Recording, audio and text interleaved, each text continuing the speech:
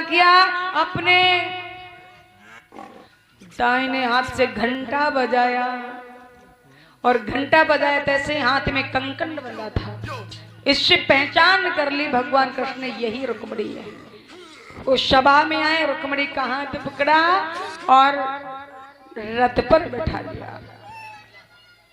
बोलिए कृष्ण भगवान की। और भगवान कृष्ण रुक्मिणी जी को लेकर के चल देते हैं। तो फौज के सिपाहियों ने कहा, रुक्मी भैया एक काले काले रंग का आया था, रुक्मिणी जी का हाथ पकड़ा और पकड़ करके वो रथ में बिठा कर ले गया। वो समझ गया बस कृष्ण के अलावा कोई नहीं होगा। क्रोध में ऊंचे स्वर से बोला, ए कृष्ण है बलराम, छोड़ दो मेरी बहन को, वरना गीदड़ की तरह बिना मौत के मारे जाओगे। याद रखना ये मेरी बहन है, जहां मेरी मर्जी होगी मैं वहीं शादी करूंगा। तुम जबरदस्ती क्यों आए हो? मुझे ये बता दो, तुम स्वयं आए हो या किसी ने तुम्हें बुलवाया है? अगर सच्चा सच्चा पता नहीं बताया तो दोनों की जान एक करके सारा लहू कर डालूंगा और दोनों की जान एक करके सारा चौपट कर डालूंगा। कृष्ण बोले, अब ज्यादा बकबक करने की जरूरत नहीं है, अब बस तुम वापस ही चले जाओ तो ही भलाई है। रुक्मिणी हमारी है।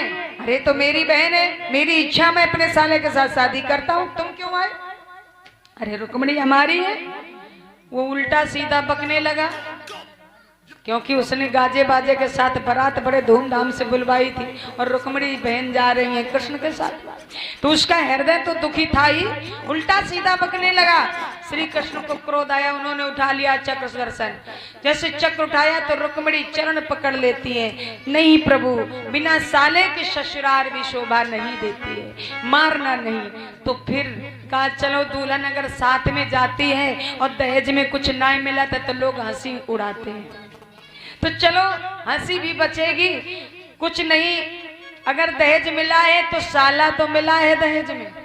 उसको बांध के उन्होंने रथ में डाल लिया और साथ में ले करके पहुंचे हैं द्वारिका में भगवान कृष्ण। इधर शिषपाल लगाए कजरा, ठासे मोर लगाए माहुरी, बैठे दूल्हा बने। अब रुक्मिणी आ रही है, अब रुक्मिणी आ रहे, दूल्हा बने बैठे इंतजार कर रहे। सबकी सहेलियां बोली, अब तुम बेकार चक्कर में पड़े हो, मोर उतार के धरो। रुक्मिणी चली गई श्री कृष्ण जी के साथ में।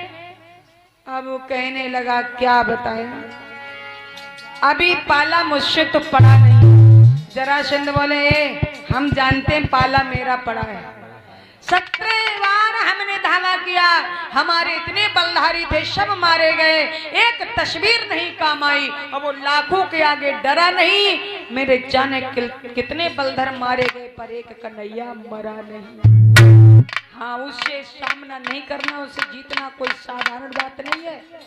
तब क्या बोला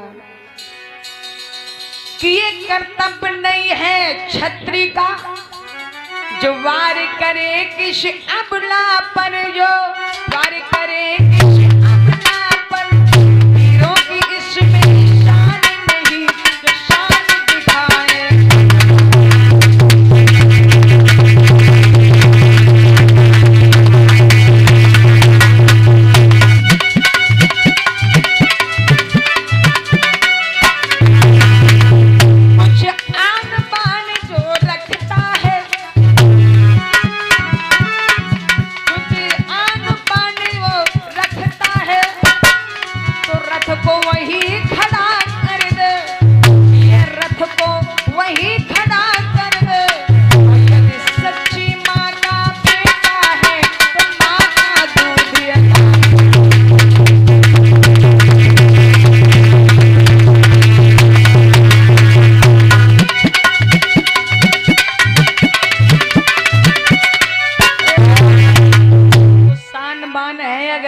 तो रथ को खड़ा करके एक बार देखे, जब जानेगा कि पाला किससे पड़ा है। अब वो तो एक नारी पर हाथ मारना है कि दीवार पर हाथ मारना बराबर हो गया, तो क्या कोई नाम का कार किया? बेचारा अपना ऐसे में मन शांत करके और निराश होकर अपनी बारात लौटा करके ले गया। अब भगवान श्री कृष्ण का विवाह रुक्मिणी के साथ में विद्वत भीष्मक जी ने द्वारिका में किया है। ये कथा सुनने वाले ये सार नहीं निकालते हैं और असार लेके बैठ जाते। क्यों, क्या कहते हैं, जब कन्हैया ने जबरदस्ती रुक्मिणी को उठाओ शादी कर ले, तो बहुत ऐसा ही हो रहा है दुनिया में। हाँ, जब नए शादी हो रही तो जबरदस्ती सोचा जबरदस्ती हो जाए। लेकिन ये बताओ भगवान ने क्या जबरदस्ती किया? भगवान ने उसकी लाज बचाई। कभी सुना है कि बहन अगर बहनोई की है और साले के साथ विवाही जाए, ये अनुचित कार्य था। भगवान ने लाज बचाई है, कोई जबरदस्ती कार्य नहीं किया है। जो मेरे भगवान ने कर डाला है वो हम आप कभी नहीं कर सकते हैं, और जो भगवान को दोष लगाते हैं, पाप करते हैं, वो कहीं बख्शे नहीं जाएंगे। हाँ, याद रखना, भगवान कभी उसे माफ नहीं करेंगे। तो ऐसा कहने वाले कर डाल रहे हैं, और जो कथा कह रहे हैं वो कर रहे हैं, और सुनने वाले की तो फिर कहीं नहीं जाता। पर सार तत्व को अपने जीवन में उतारो और असार को दूर करो। भगवान कृष्ण के कितने विवाह हुए? 16,109। अब इसके आगे रात में सुनेंगे। लेकिन चलो, द्वारिका में किस प्रकार से कन्यादान हुआ है भीष्मक जी के द्वारा, और बड़े विद्वत। मुझे ऐसी सजा दो, मुझे श्याम सुंदर की दुल्हन बना दो, मुझे श्याम सुंदर की दुल्हन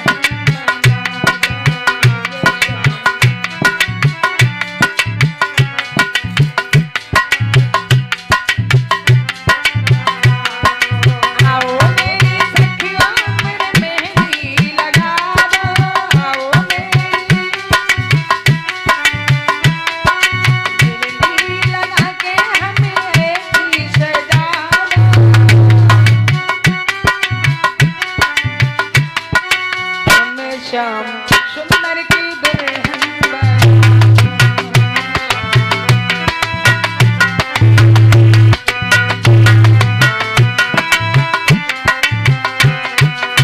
सत्संग में मेरी बात चला।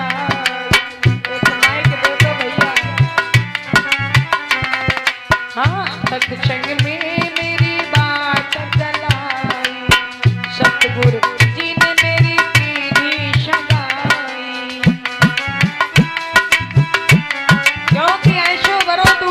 जन्मे और ना मरे, जो प्राणों का पति है। मीरा के पति तो थे, लेकिन वो अपने पति, जो सांसारिक पति से कोई मतलब ही नहीं था। क्यों?